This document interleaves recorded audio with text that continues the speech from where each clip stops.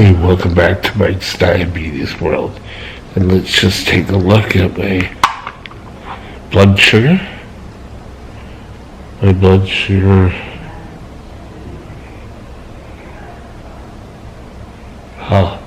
is 17.5. And yes, I took a correction of 15 units. And hopefully that will bring things down. And then we can continue on. Today I want to discuss something called diabetic ketoacidosis, or better known as DKA. And DKA is the condition that every single type 1 diabetic has had sometime in their lifetime. So, diabetic ketoacidosis isn't sort of like the flu. It's a medical emergency. It needs to get treated right away. People die from DKA if not treated. Now, I'm just going to read you. Diabetic ketoacidosis is a serious complication that can be life-threatening. I just said that. People with type 2 can develop it, but it's very uncommon. So type 1s, beware.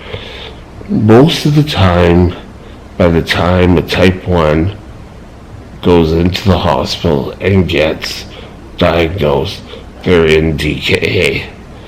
I don't think I was that far along.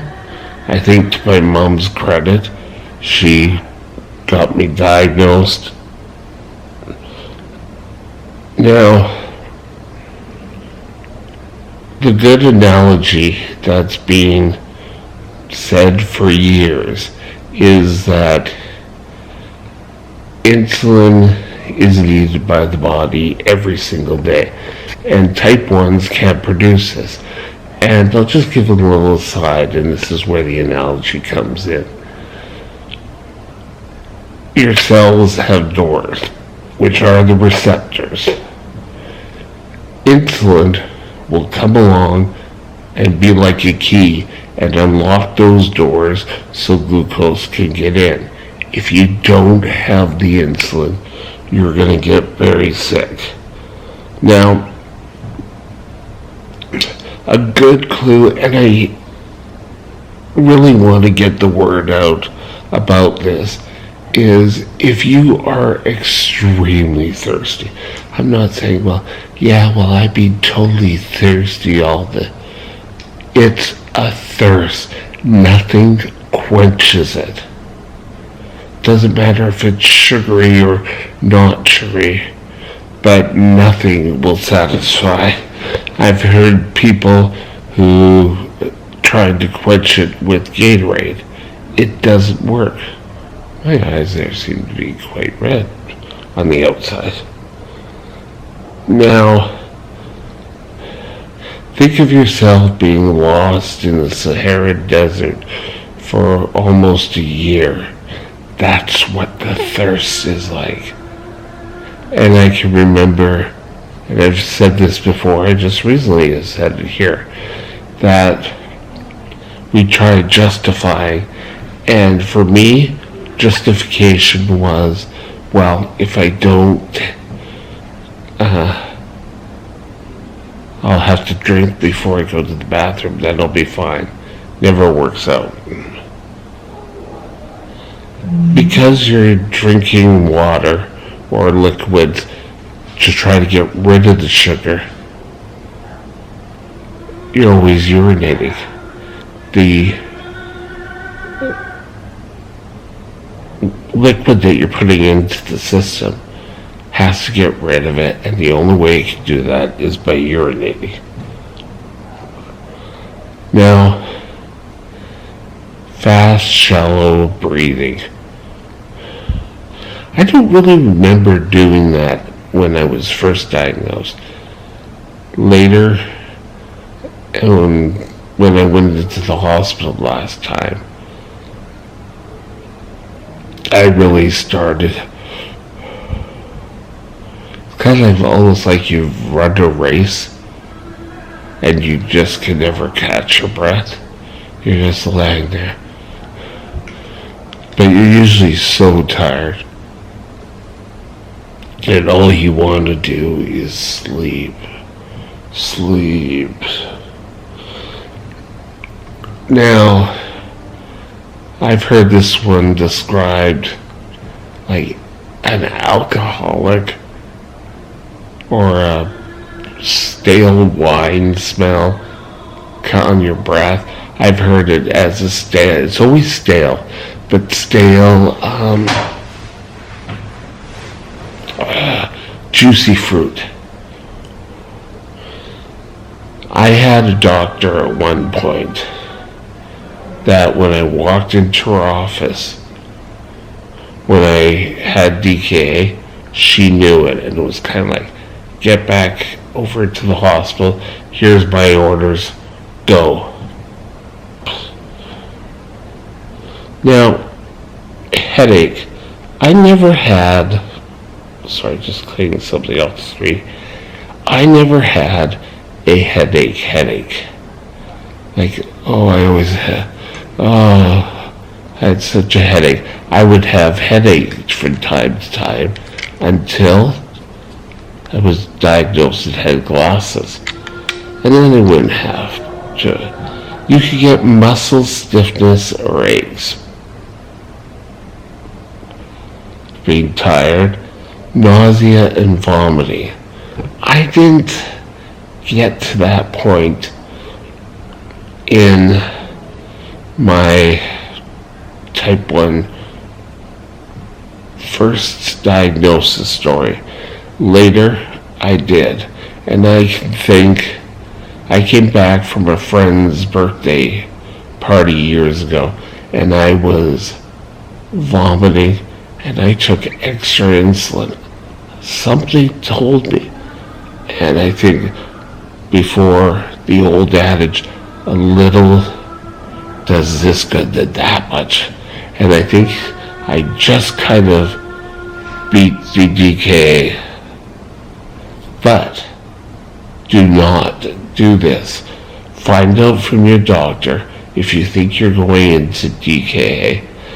Hey, what can I do to help stop this? Stomach pain. Yeah, it's more like a cramping sensation. Now, what's going to bring this on? The last bouts I had were caused by a leg infection. And I went into the emergency room, and the people were saying, "Oh, we didn't think you were going to make it." And I thought, okay, awesome, I did. If you don't take your insulin, if you forget to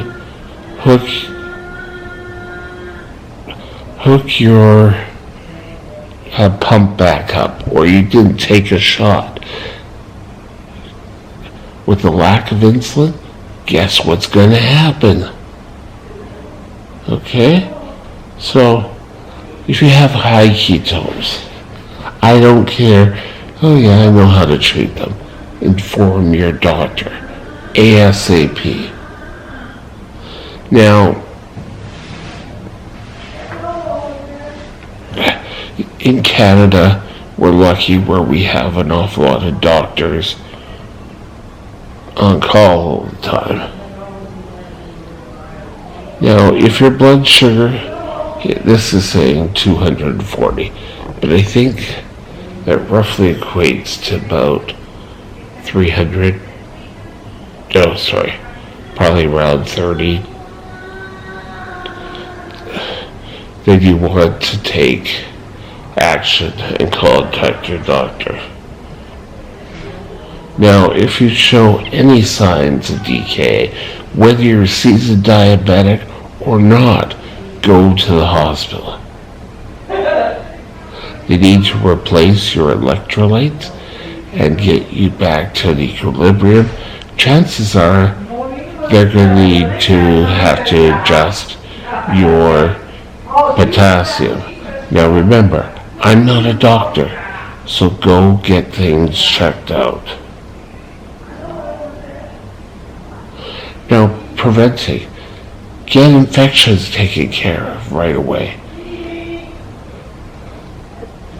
Don't go off eating a high sugary meal without taking extra insulin. It all stems from insulin.